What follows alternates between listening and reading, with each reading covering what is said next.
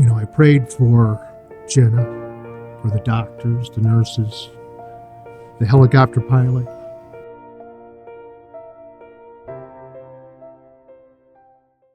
So anyway, I'm a mess. I'm crying. And, I asked him, I said, please don't take my little girl.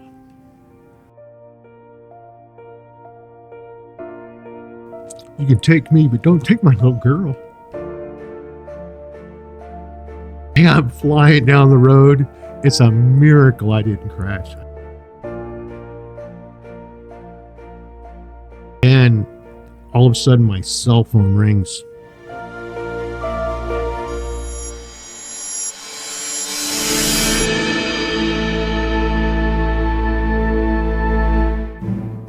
In Jeremiah 29:13, God himself says, "If you look for me wholeheartedly, you will find me." God has given us nature to understand him more behind the scenes because he wants to be experienced personally by you. But you have to look. Told and True shares the stories of others who have looked and experienced God for themselves. Real life, real faith, real deep. Hello, everyone. Welcome to Told and True, where we share real stories of real faith that go real deep.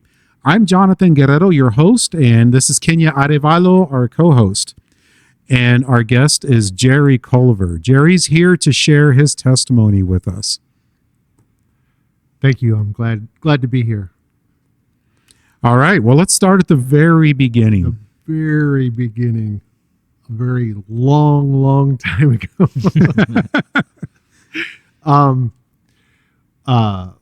When I was a kid growing up, I was raised in a Southern Baptist family, so I did know about God. My grandparents, I was very close to my grandparents. I would go to their farm during the summer, and I learned a lot from my grandparents. They were Southern Baptists, and my dad he worked very hard. I was born in Oklahoma, and he was going to school and working, and when he graduated, he finally got a really good job, but we had to move to North Carolina. And while I was there in North Carolina, I received my first Bible, and that was in 1964.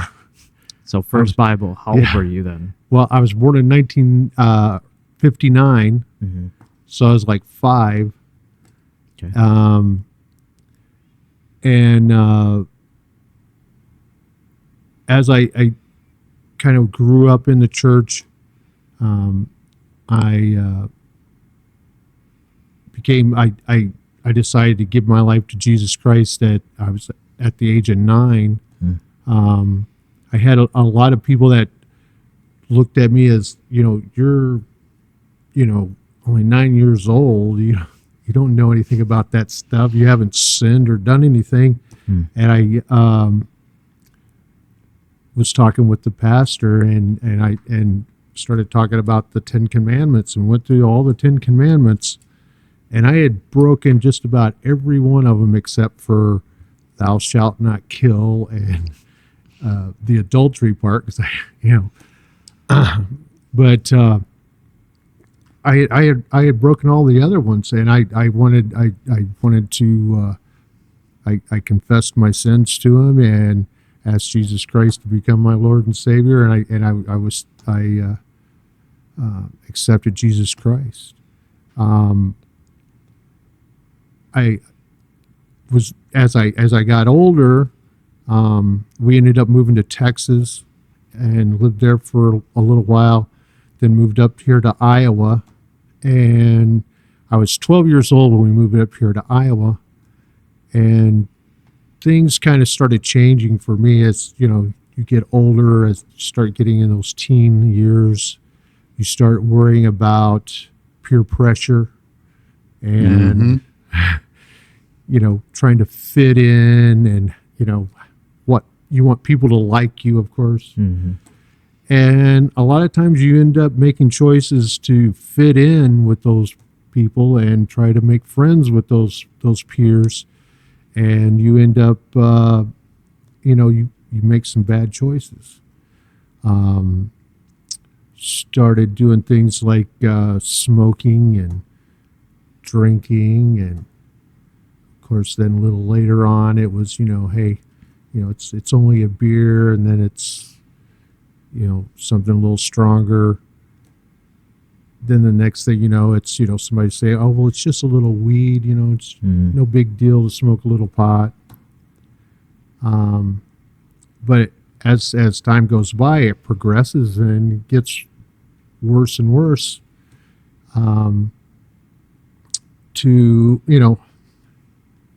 It gets to a point where, you've got a problem with it.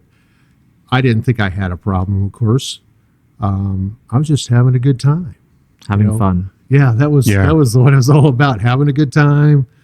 And, you could talk to anybody, that knew me growing up. Oh, yeah, Jerry, he's really a good time, a lot of fun to be around. Did you have a nickname? Cowboy. Cowboy Jerry. Yeah, because I came up here from Texas, and so I had a southern drawl, and so they started calling me Cowboy. So anyway, I couldn't get away from that one for a long time. I had I was still going to church, and I was still active in church. I found out that because I had figured out my folks would give me more freedom if I did more in church. Because they would trust me, see? So I did more in church, and I was more active in church so I could have the freedom to do whatever I wanted. But of course, that led to more bad choices. I didn't get into a whole lot of trouble early on because I didn't get caught. I was pretty smart about how I did things, but I did a lot of things I shouldn't have done. Of course, as you get older, some of your choices get to be not very good at all, and I ended up moving from Iowa. I moved down to Austin, Texas, lived there for a while. Because I kind of knew that I was having some problems with some things, and I knew if I could just get away from those mean people in Iowa, that I would be okay. Of course, when I moved down to Texas, I did not change anything about myself. Just location. Just change location. So I started doing the same old thing. Drugs, alcohol, partying, having a great time. I worked construction, so I had no problem finding a job anywhere. I could always find work. Of course, I ended up, because of my choices that I made, I ended up homeless in Austin for a while. And I was living under an overpass there at down along Town Lake until a friend that knew me was going down the jogging trail and saw me, and he stopped and started talking to me, and couldn't believe I was homeless. And he took me home, let me sleep on his couch for a while until I could find a place to sleep. And how old were you then? Oh, I was still in my 20s then. But I my answer to all this was I was going to change locations because I'm going to go move and go to Wichita, Kansas, and get away from all those mean old people in Austin. And that was going to solve my problems. So a repeating cycle of let me just get away. Just go somewhere else. And that worked for a while. But then, you're in, I get there and I'm working, I'm, successful at working, and then start getting more into the party lifestyle, going around to make friends there, start going out, start drinking more.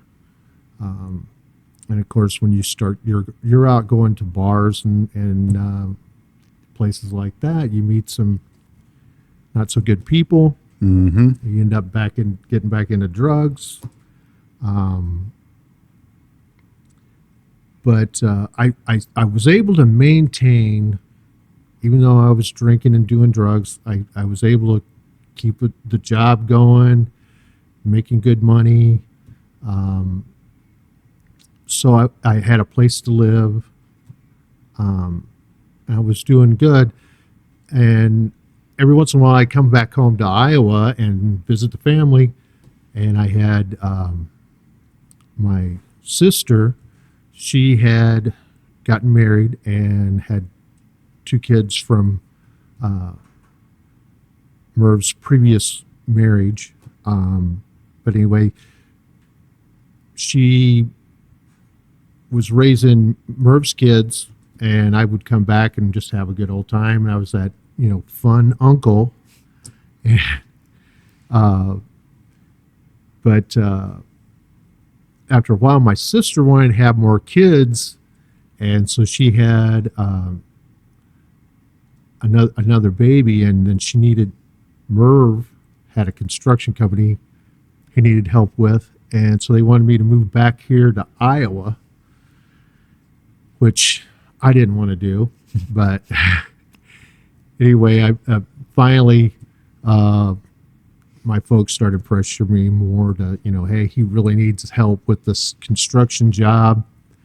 And,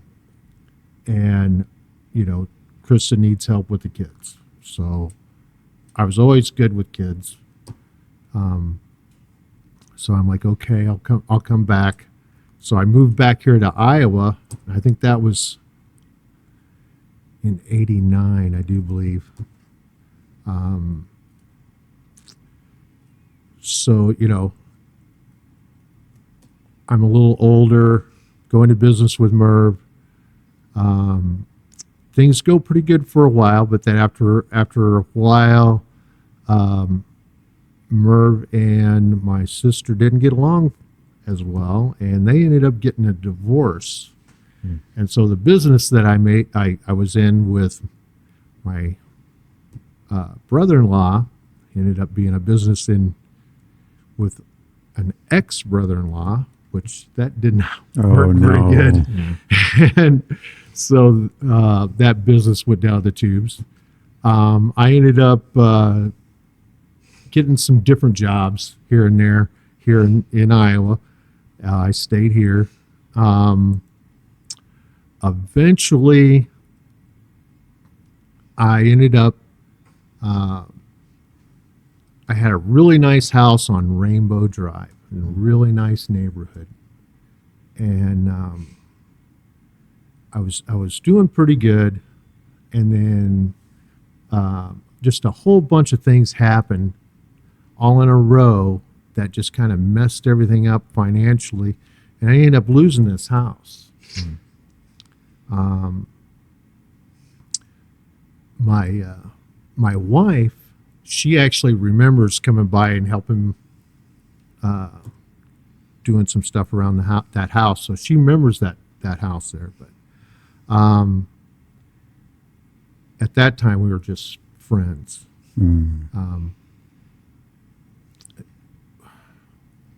I ended up,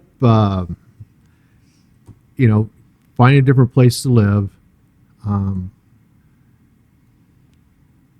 I ended up getting a job with Don Gardner Construction, and I was working construction with them instead of being in business for myself.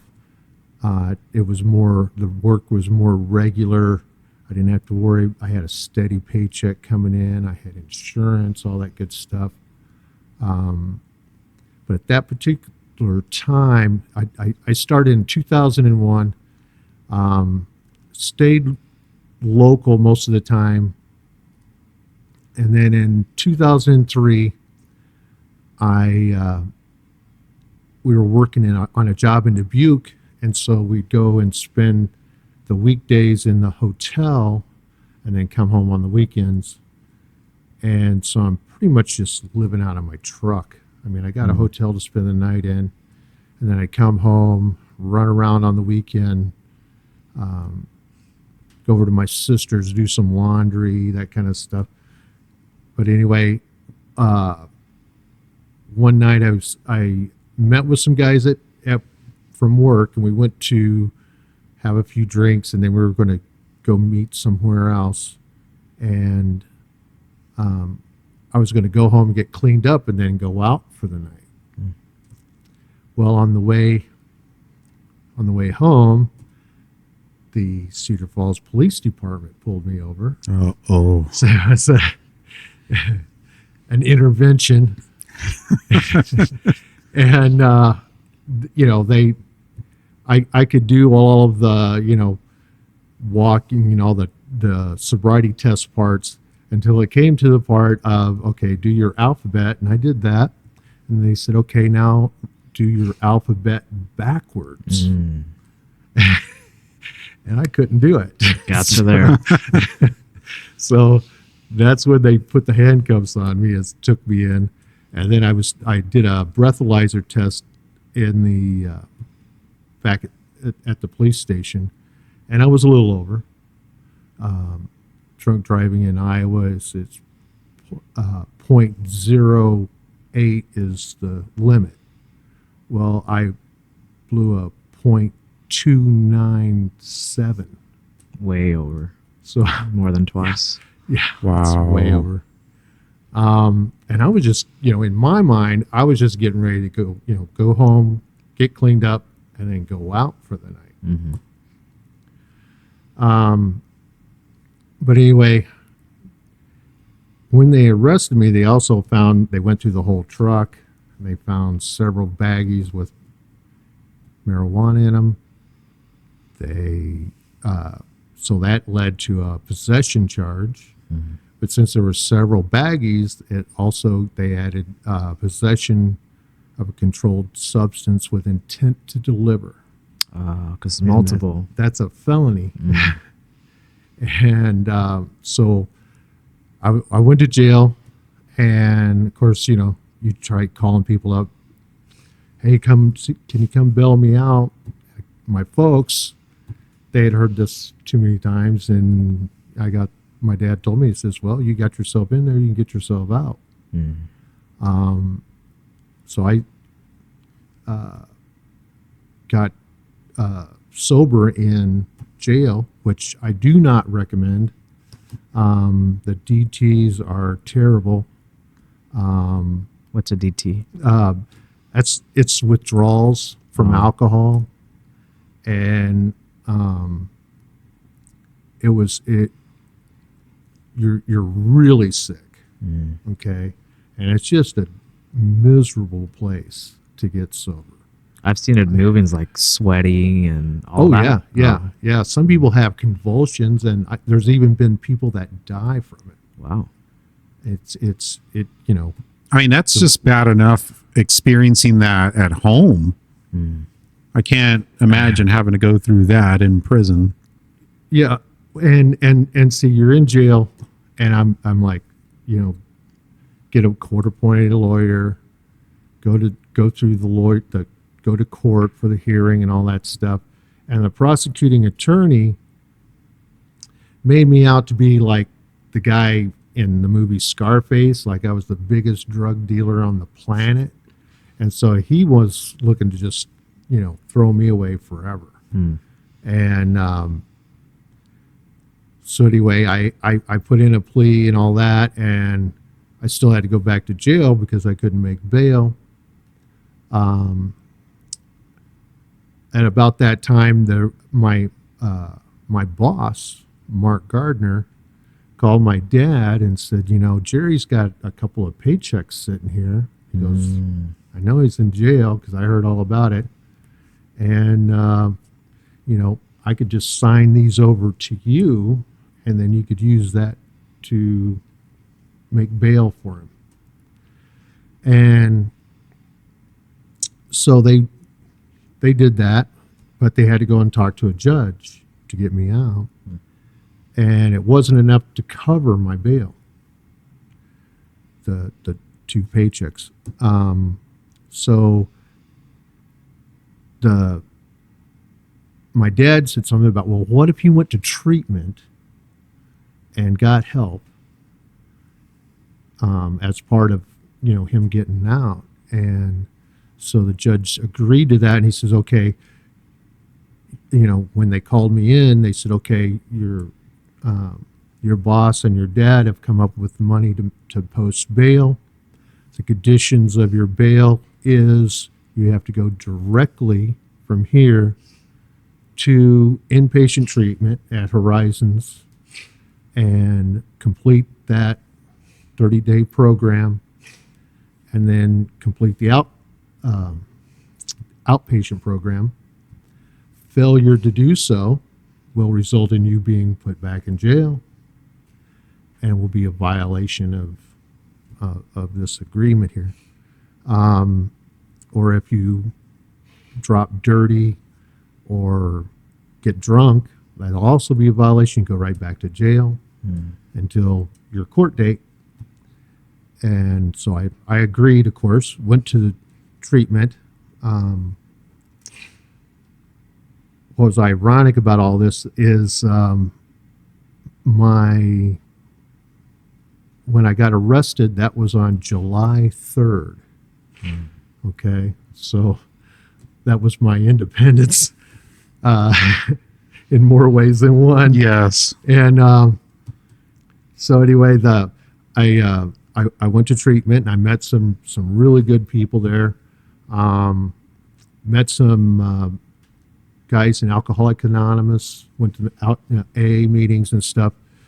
And they really had some things that made sense to me.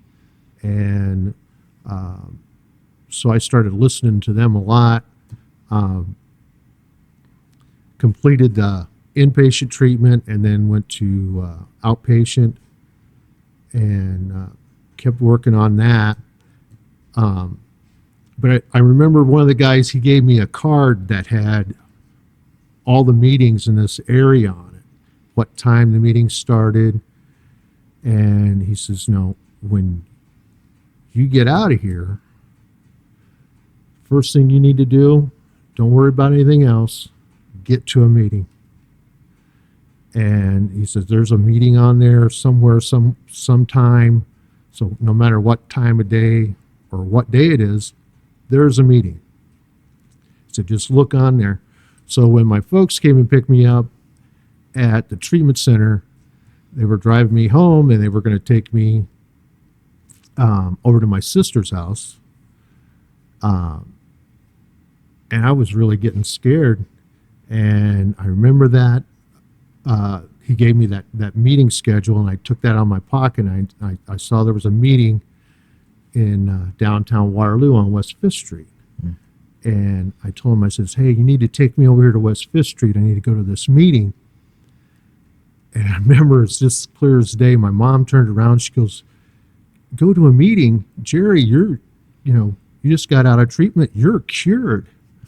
And I'm like, no, I'm not. One and done. Yeah. I said, I'm so scared. I says, you either drop me off at this meeting, or else you might as well just drop me off at the bar or the nearest liquor store, because that's where I'm going to end up.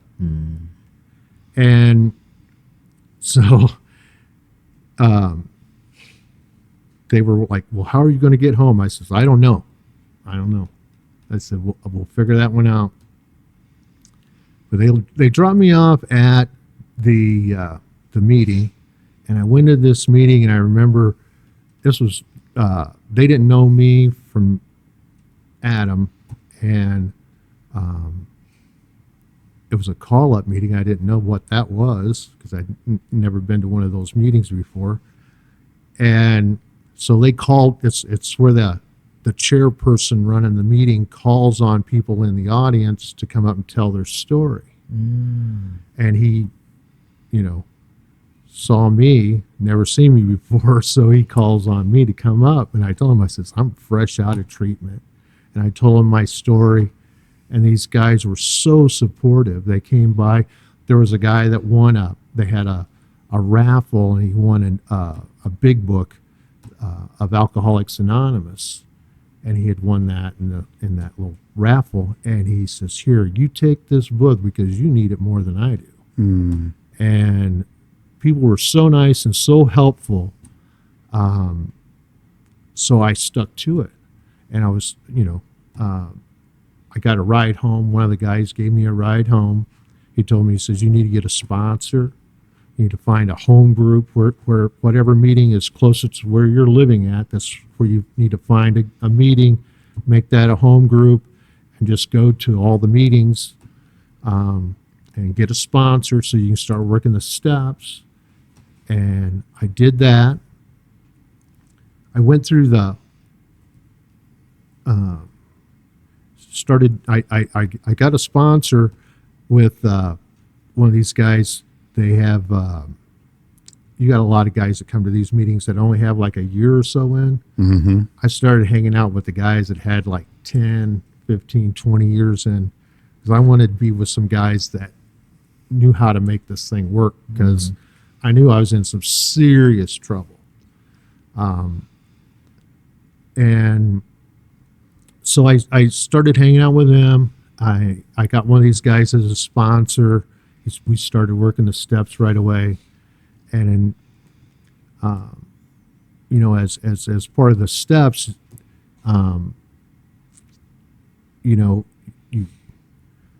step one is admitting that you're an alcoholic. And the second one is come to the realization that that you can't change yourself. It's, and your third step is basically coming to God and saying, hey God, I need help here, and I'm giving you my will and my life to you. And there's a prayer that we said, and he before we did this, he explained to me, he says, this is not a little thing. This is probably the biggest thing out of all the steps. He said, this is a big deal.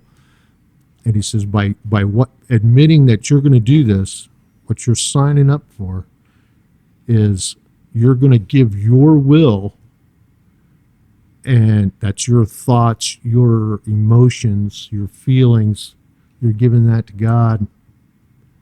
And your life, that's your actions, what you do in your life. That's what that is. And you're promising to give all of that to God. So this is a serious deal. And I said, okay, let's do it. And so we went through that. And I remember after we got to praying that, there was this incredible feeling came over me of relief and sense of peace that I hadn't known for like forever, not since I was a child. And I kept with it. The judge wanted me, since I had been arrested for drugs, he wanted me to go to NA meetings. So I went to those too, but I also went to AA meetings, and then I did my outpatient treatment stuff, and I had classes I had to go to every day. Eventually, they were going to release me, and so I was like, well, I'm going to have to see if I can get a job. And so I called up my boss, and he says, well, whenever you're ready to go back to work, you just call me and let me know you got a job here. Wow. And that just blew me away. So eventually they did release me. Of course, I didn't have a driver's license or anything. So I ended up really had to work hard at getting rides to work and still make it to the meetings and stuff. I completed my outpatient treatment. That went real well. I started going back to work, and it kind of took my parents by surprise, because for the first time in my life, they actually saw that I was really serious about this. And so I stayed clean and sober. And I was talking with my sponsor about all this stuff, and he told me, he says, the only reason why you're staying clean and sober right now is you're scared. You're afraid. And he was right, because, see, I didn't want to go to prison, but the DA, he's trying to throw me in prison for a long time. He was going to give the drunk driving charge was nothing, really, but possession was with intent to deliver. That was 10 years. But since I had been arrested before for drugs, he put me down as a repeat offender, habitual violator. And that was an additional 10 years on top of that. So I'm looking at 20 years in prison. So that was, highly motivating as far as staying clean and sober. But see, I had to get over the fear factor. And so my sponsor, he knew he could read me like a book. He says, okay, what you need to do is you need to just put yourself into helping others. Okay? Stop thinking about yourself and just help others. And so in AA, I started sponsoring guys, started taking people to meetings and stuff. It ended up taking a year and a half before I finally went to court on this thing. And when that day came, I walked in the courtroom, and that place was packed, and it was all people I knew. And there was guys from AA and from work, family, friends, and they were all there to support me. And I didn't ask nobody for nothing. When the trial started, the judge asked, the DA, the charges and all this. Then when he got to my public defender said, well, I have some letters here I want read into the record because it pertains to this case. And it was, and the judge says, well, I have some letters too that I want put on record. And they were all letters that people had sent to either my lawyer or the judge. Wow. Saying that I had really turned my life around. I had changed my life. I was helping people. There were some letters in there saying how I had helped them get clean and sober, and they had, it was just amazing. It was a God thing, okay? And For sure. Do you know about or approximately how many letters, or is it a lot? there was a bunch, and I guess the DA got some letters too, but he didn't want any of them read. Right. Because he wanted you Of course. away. So, but I'm sitting there, and of course, you you're in court, so you want have your big say about it, everything. And I hadn't said anything. And so after they read these letters and stuff, and the judge turns to the district attorney and he says, okay, usually they ask the DA, okay, what's, his sentence, and but he didn't do that. He says, okay, this is what we're going to do. We're going to say time served for the DUI, and he's pleading guilty to the DUI. And then on the drug charges, we're going to give him probation. And if he can stay out of trouble and follow his rules of probation and stay clean and sober, we're going to give him a deferred sentence on the drug charges. And I was like, what? I mean, I was dumbfounded. And so the judge turns to me and goes, I hope you know you're getting a break here. I said, yes, sir. That was my big say in court. Yes, sir. And, so he told me, he says, look, I don't want to see you in my courtroom ever, or else I'm just going to tack on these years onto whatever charges you're arrested for, and you're going away for a long time. Do you understand? I said, yes, sir. And so I got out of that. And it was just a miracle, man. I can't explain that. It's another one of those God things. And when I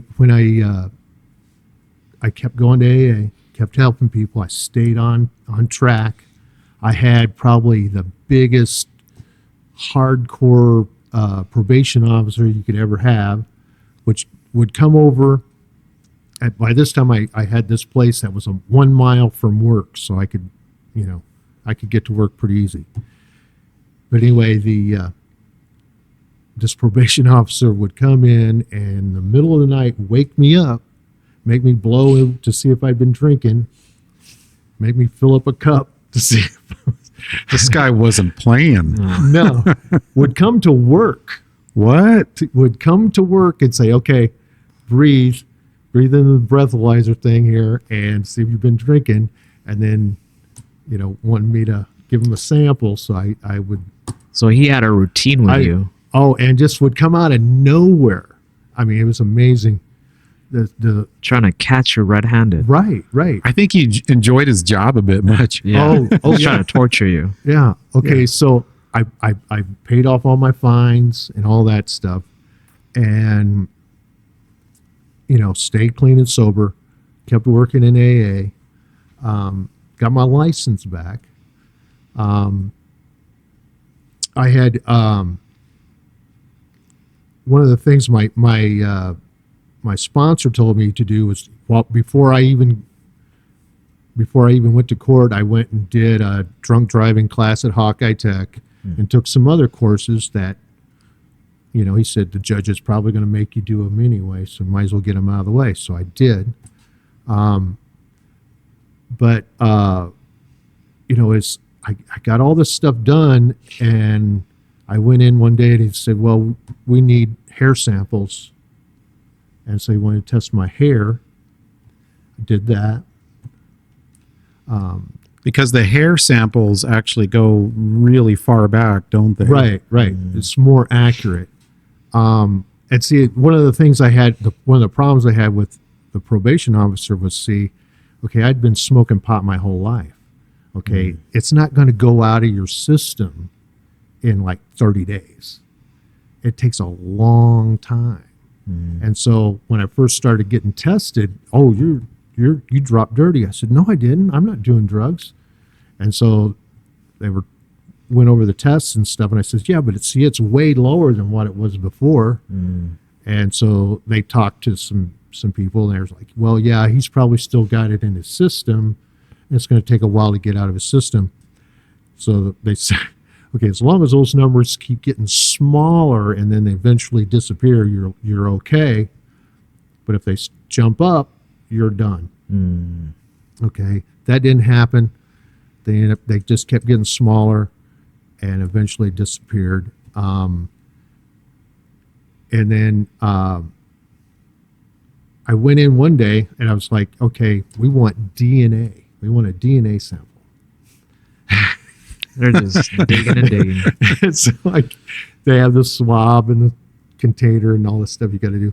So I did that. And that comes back negative. Okay. When that comes back negative, they call me in and it was during it wasn't during our regular scheduled meetings, but probation officer says, well, all those were negative. You've been doing good. You haven't messed up. We're going to let you off probation. Okay. And this was like 6 months early. So, I thought I was, pretty lucky there. So, I was in the clear finally. I wasn't going to prison. Completed all the stuff they wanted me to do. Of course, my sponsor, being an AA guy, he's like, okay, remember, just because you got the monkey off your back, you gotta remember the circus is in town. So gotta be careful. So you gotta be careful. So I'm like, okay. He goes, this is the dangerous time. So you could mess up really bad right now. So you need to really buckle down on things. And he suggested that I start working on my spiritual life more, because the other areas, mentally, physically, I had done improvements on. I was doing real well. So he said, you need to work on your spirituality. And so I started doing that. And for the first time in a long time, I went back to church. Started hanging out with some people from church and stuff, and was still going to meetings and all that. I was work was going real well. Our supervisor, when I went back to work, he goes, wow, you're a different person. He goes, you keep working the way you're working. I'm going to see if I can't get you some more money.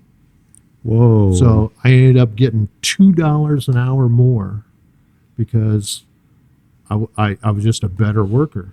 And then he made me I went from, a lead carpenter status to a foreman, crew foreman. Wow. And that was really good. And then they gave me a company truck. So now you're gaining trust. Yeah, I am floored. I couldn't believe this is happening to me. And so all this good stuff is happening. And, after being clean and sober for a few years, my sponsor says, excuse me. He says, do you want to have some kind of a personal relationship with like a woman? He goes, we never talked about that. You've never said anything about it. And I says, well, I've just been trying to keep from going to prison, man. That's all I've been thinking about. I haven't been thinking about anything else. He says, okay, well, don't you want to have a relationship? And I'm like, well, yeah, I want to have a personal relationship. I want, he goes, do you want to get married? I said, sure. I mean, I've never been married, but yeah, that'd be great. He goes, well, you don't have any kids. I says, yeah, I've always had, taken care of everybody else's kids. So, yeah, I'd like, maybe have some kids. But anyway, I ended up, I tried dating and stuff, but I had to relearn everything that you do. I had to relearn how to do it differently, how to do it sober. Whereas in the past, everything was either alcohol or drug related, and that included meeting people, interacting with people. I had to relearn how to do everything, socializing, even stuff like, you go fishing.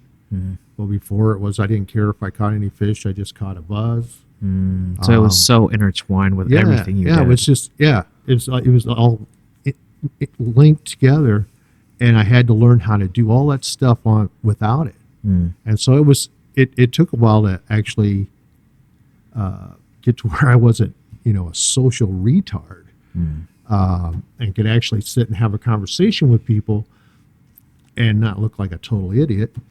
And then one day I was working with my sister, and she had gotten into some trouble. And I was going to pick her up and take her over for Father's Day at Mom and Dad's, and she was staying over at Luann's house. And Luann had lost her father the year before that, and she was having a hard time dealing with Father's Day without her father, because they were very close. And then her teenage kids were kind of rowdy, and so they were giving her a hard time. So she was having a hard day. When I went up to the door, I remember I knocked on the door over there, and all of a sudden I hear this big crash, a sound of breaking glass. I'm like, oh wow, this is not good. And so anyway, she comes to the door, and she's crying, she's upset, and I told her, I says, hey, don't worry about, I'll fix your window here, and help you out with stuff. And I was, at first I was going to just grab my sister and go, because that's what I was there for. But I could see, she had been a friend of mine for a long time, but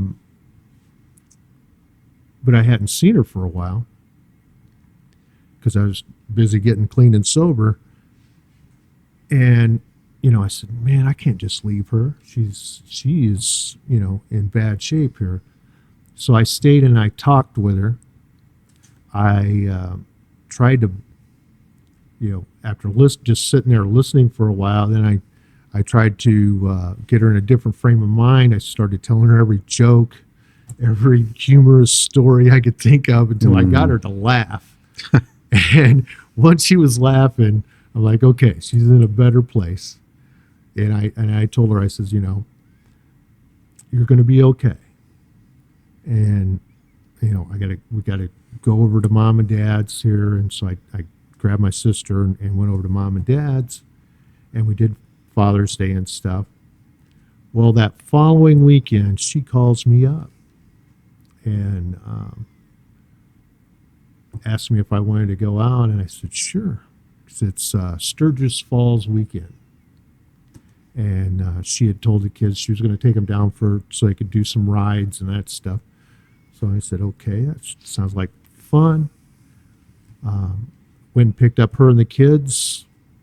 The kids went off and did their thing because they're older, they're teenagers. So they're doing rides and whatnot. And her and I just kind of was talking and walked around and did some stuff. Watched the sun set, and we were getting caught up on her. She told me about her life and the changes that had happened in her life, and I told her about all the things that had happened in my life and how I had changed, quite a bit. And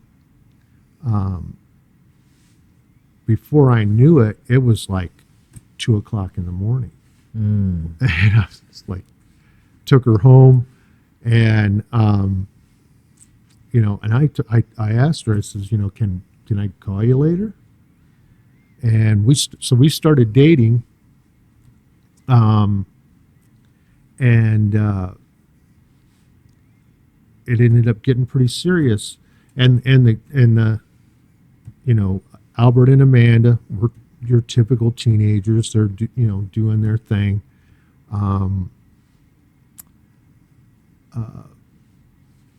Both of them had taken their grandpa's death pretty hard. And they had started doing more drugs. And I had tried to talk with them about those things. But they obviously were just going to do what they were going to do, and it wasn't anything going to stop them. Anyway, Luann and I started getting pretty serious. We ended up getting married in 2011. And she ended up, we, even before we got married, we came here to this church, and I liked it. And, but we weren't going every Sabbath. And I liked it because it was, it was all about what's in the Bible. And so I loved everything about the Seventh-day Adventist church. But we weren't going very often. I wanted to go more, but she just didn't want to go. And then we had visitors. There was an evangelist, Lyle, and Todd came by, and they're talking and looking at me like, Luann, why aren't you coming to church? They're looking at me like I'm the guy that's keeping her from going to church. Right, you're the problem. Yeah, I'm the problem. I'm like, It's her. No, I want to go more. She's the one. Talk to her. Yeah. But anyway, we ended up coming to church more and more. We went to they had that evangelism seminar, which was really great. I enjoyed it. I decided to go ahead and rededicate my life and become a member of the church. Got baptized again. Our boy Albert, he got baptized too, which meant a lot to my wife. It's pretty amazing. I didn't have a clue of what the new millennium was going to be like for me. But God had an idea, and he's changed my life. He, even though my daughter, she went through her trials with addiction, and she lost her rights to her kids. We ended up taking those kids, and there was something about when she brought those babies home. Owen, he was a big baby. He was a big boy, always a big boy. But we were buddies. We became buddies right away. In fact, on his 1 year old birthday, I remember they got a smash cake, and they took him outside, and everybody's standing around him, and he's smashing, having a good old time at first. And after a while, he just wasn't liking it, and he's got cake all over him everywhere, and he was just a mess. And he starts crying, and everybody else is all caught up, and isn't this so cute and everything? They're taking pictures, and I'm looking at it, I was like, this kid's miserable. And I was like, all right, man, that's enough. He's had enough. I went over, I picked him up, threw him on my shoulder, and took him inside, got him cleaned up, got him some new, changed his diaper, got his new clothes on and stuff, so he had dry clothes on, and ended up got him something to eat, and then he fell asleep in my arms, so I put him to bed. But I knew we had a really special connection there. Later on, when she brought home Jenna,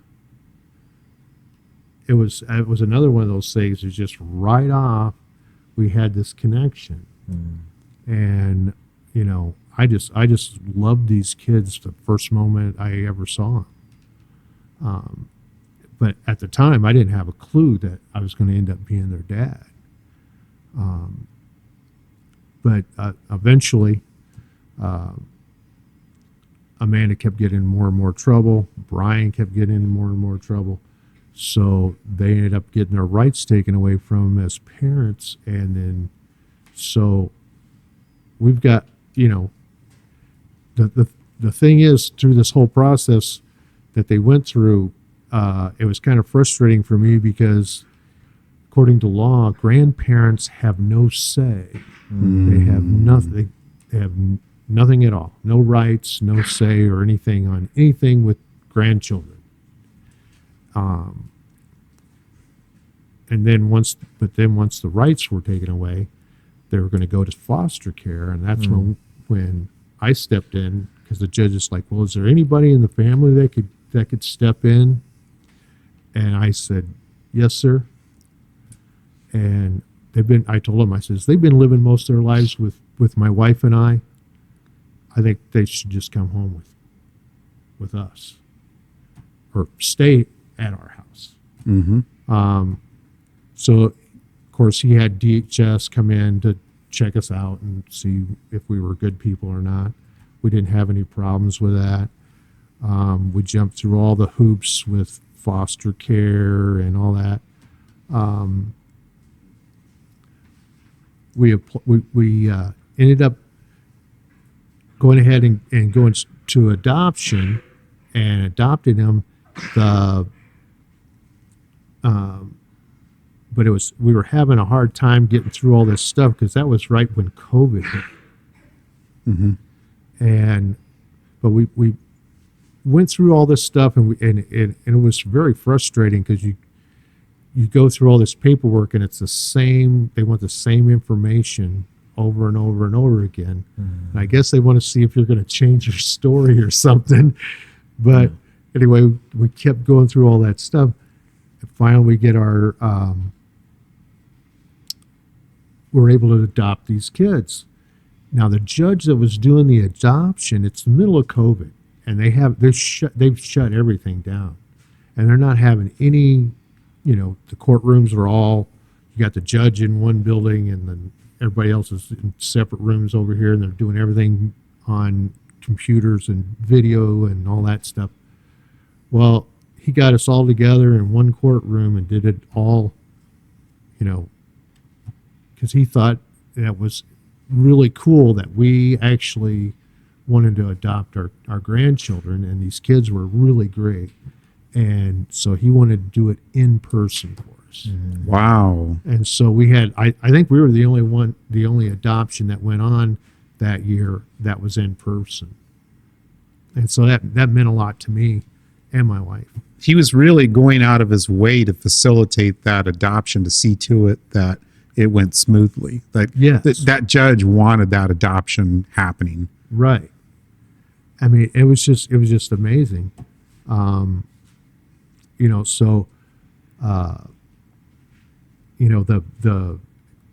Everything went great. We're doing more and more in the church. Kids loved coming to church, except for Jenna at first. She would have a meltdown as soon as we tried to walk into the sanctuary, and I mean, it was terrible. We had Pastor Jeff was our pastor then, and we told him we'd like to have our kids dedicated. Well, we had to slowly work Jenna into just bit by bit to get her into the sanctuary, because she would just freak out and just scream, and it was something else. But we finally got her to where we could actually get her in the sanctuary, and then we got her up front, did the dedication, and we're like halfway through the dedication, and she started crying and stuff. And but we made it through all that. But now she loves coming to church. That's why I tell mothers that have kids that are having problems that come in, they're screaming and yelling and stuff. Just keep bringing them in. Keep bringing them. It'll get better. Patience. It's not going to, it doesn't seem like it right now, but it does get better. Just keep coming. Keep bringing them here to God. But yeah, that things are really gone well. And we were, of course, they were getting to the age where we needed to get a bigger house. So we found this house up in Applington. It was bigger, more bedrooms, another bathroom, which we desperately needed. And also Pastor Jeff was,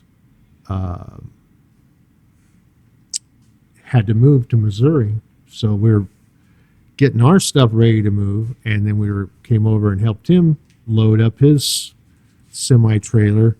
And so we're loading up this big semi-trailer that's in his driveway, and it's got a big ramp going up to it, and we're bringing the stuff up in there. And in between hauling loads up on this ramp, the kids are doing laps up and down this ramp.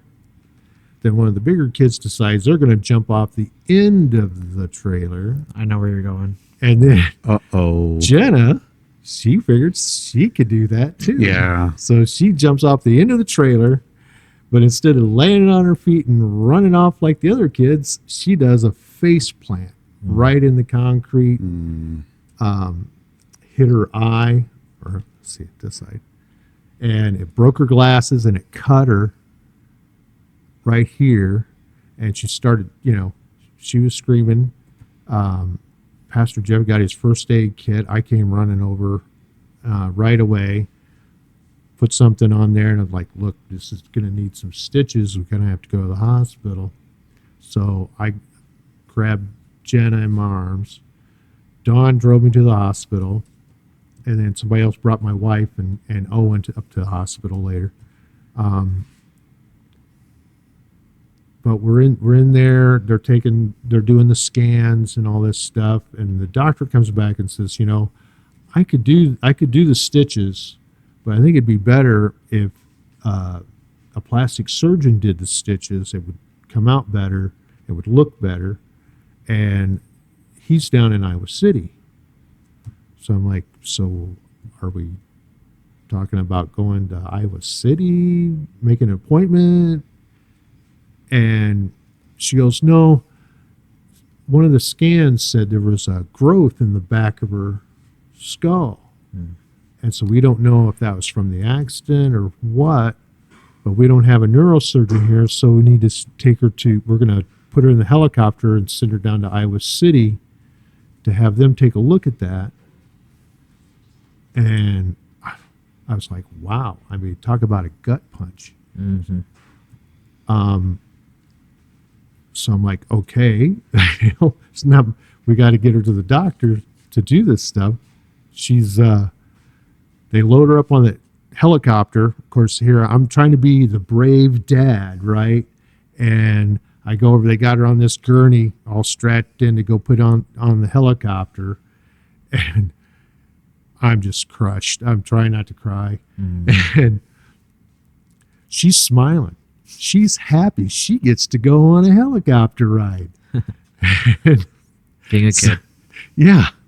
So I kissed her. I says, you're going to be okay, honey.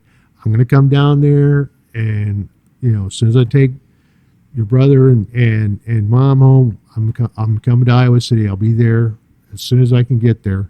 You're going to get there a lot faster than me because you're going to ride in the helicopter. But don't be scared because I'm coming, okay? And she says, okay, Daddy. And she's just smiling. And so they load her up in the helicopter. And we're standing out there watching the helicopter take off. It goes, starts heading for Iowa City.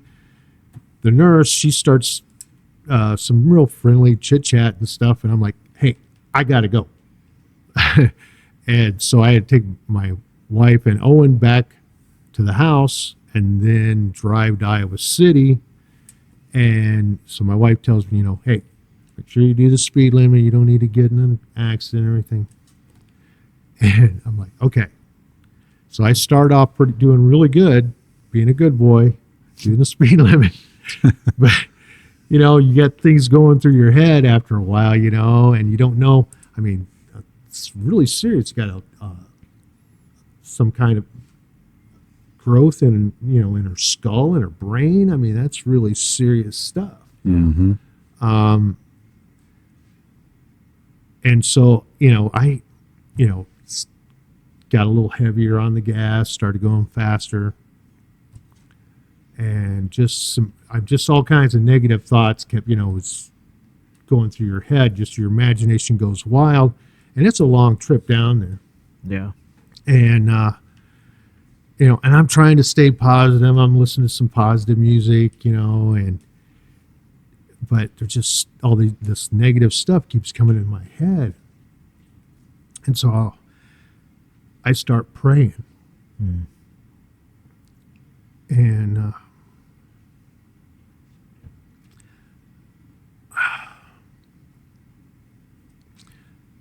I prayed for Jenna, for the doctors, the nurses, the helicopter pilot.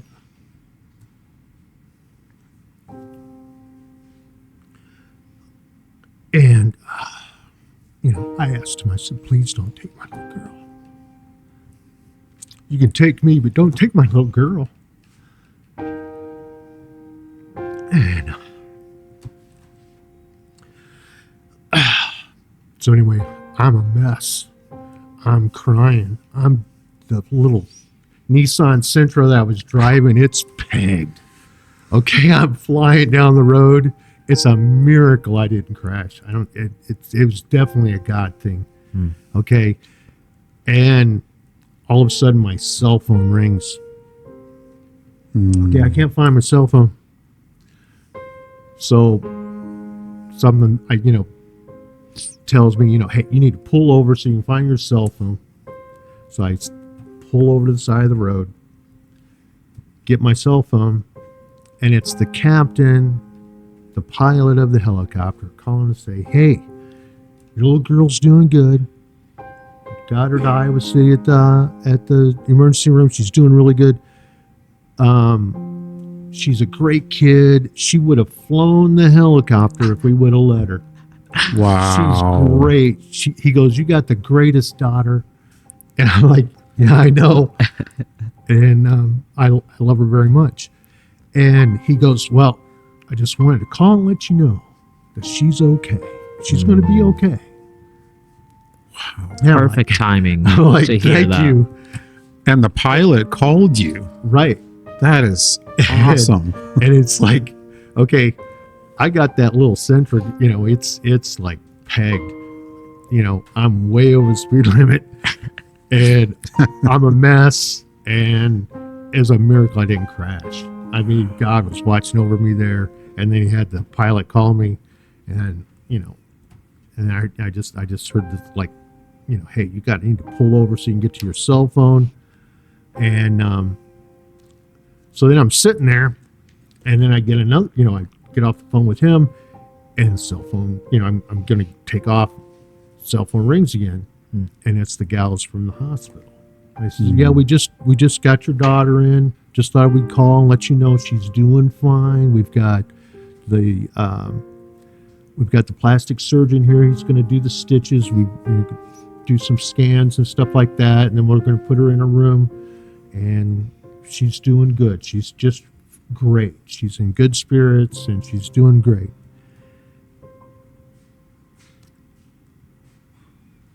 And I thanked her. And then I had to thank God because, Yeah. He's brought us through all this. And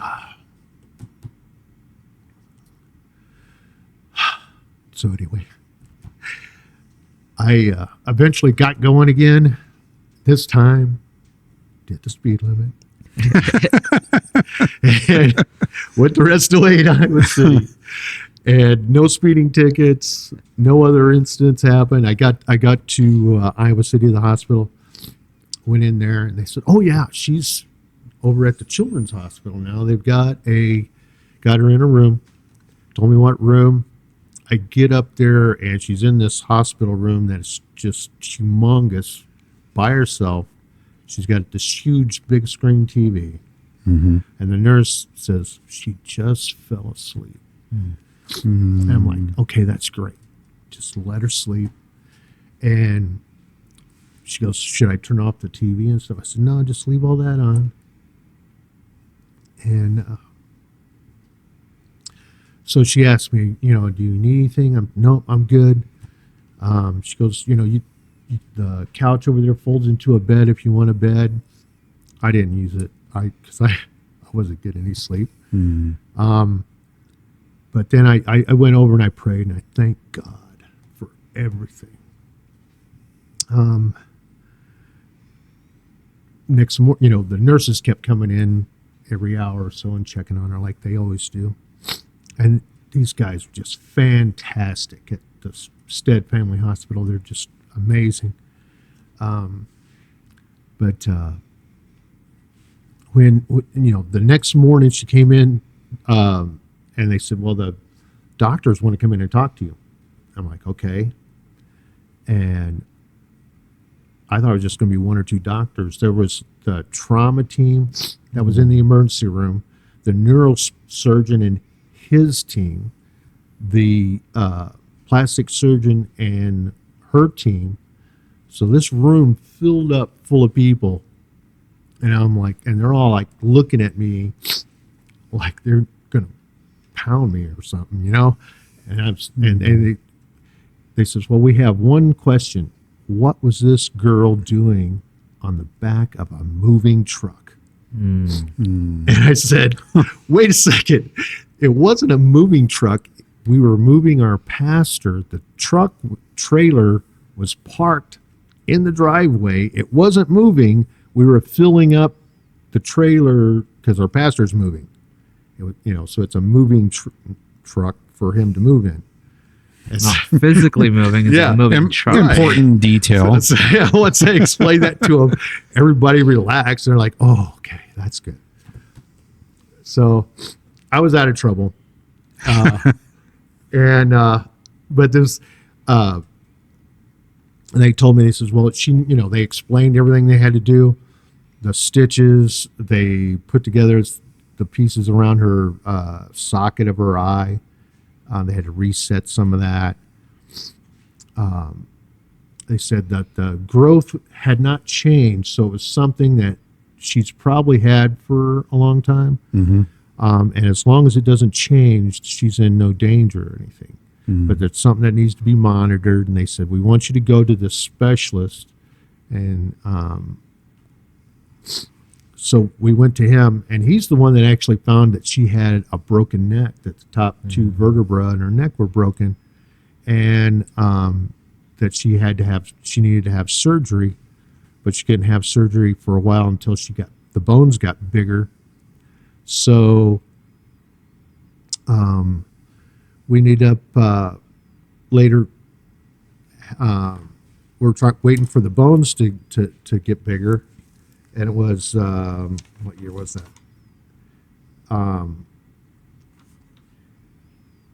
Okay, it was like 2001 when she fell.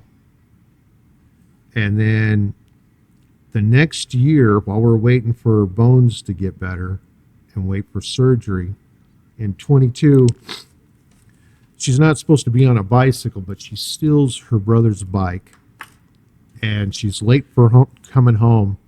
And so she doesn't look going across the street, and she gets hit by a truck. Wait, I have a question. You said 2001. Or 2021. Okay. Sorry. Or else should be about my age. Yeah.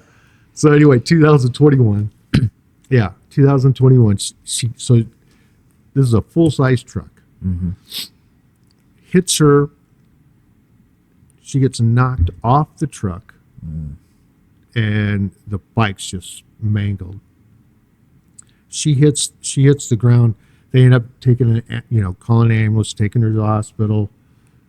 And I get one of those phone calls. I was halfway home, and so I had turned around, went back to Alan, and they did more tests. She was okay. And all she got from that was she scraped her knee and her elbow a little bit, just a little where she hit the concrete. Wow. And that was it. She was wearing her neck brace like she was supposed to. She was a good girl about wearing her neck brace. But that was definitely God looking out at her. Oh yeah. That's a miracle. Yeah, it is. Definitely a miracle. Okay, so in 2002, she's finally big enough to where she's got to have surgery, and they have to take a piece of her rib and cut that out, and then put that in her spine, and put all the pieces together, pin all that stuff together, and so we're down there for that, and we're praying like crazy, and prayed for the doctors and everybody. And we're in this waiting room, and I see they've got this tote board where they've got all the different surgeries going on, and it's a busy place. There's a lot of surgeries, and I'm telling my wife, hey, some of these kids are in here for a long time. You've got people that are their surgeries taking like 4 and some 6-hour surgeries, and there's some poor kid up there. They've got her down for over 8 hours of surgery. They don't have any names on there, so you don't know who it is. Later on, the nurse comes in, and she goes, "Oh, I forgot to give you your daughter's number, so you can keep track of her on the tote board over there." So I grabbed the number, and I go over and I look, and it's her that has the 8-hour surgery. Oh, So I tell my wife that we're praying. We've been praying all day, and we pray more. But the surgery went well. Her recovery, we were there all week for recovery. All that went really good. She had to wear a full body brace that covered her whole torso and her neck and her head, everything. But she was really good about wearing that all the time. And then she had to wear that for like 7 months. And then after that, she had to go back to her regular neck brace for another 3 months. She was really good about all of it.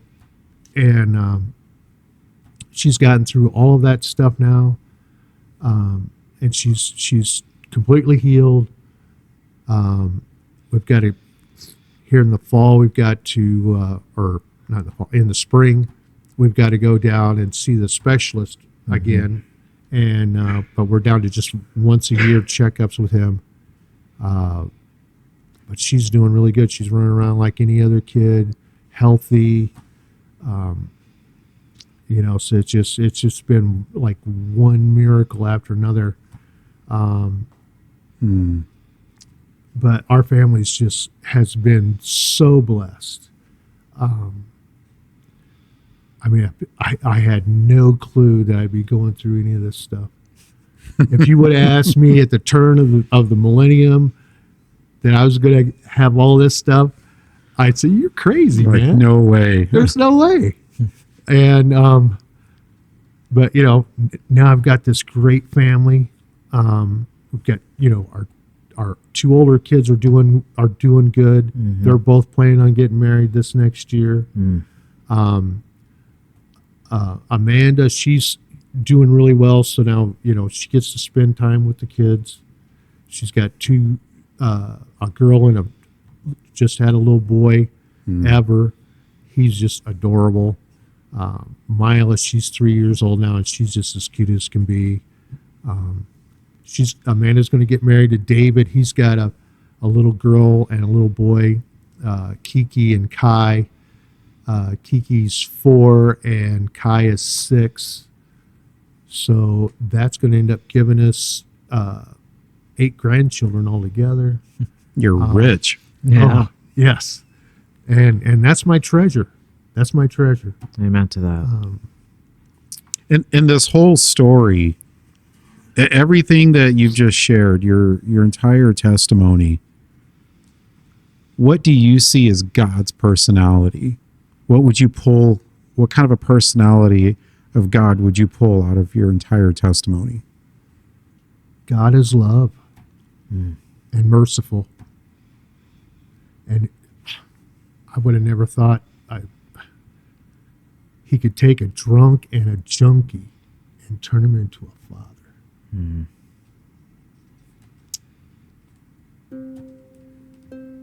Yeah, that's who he is. Yeah, that's it.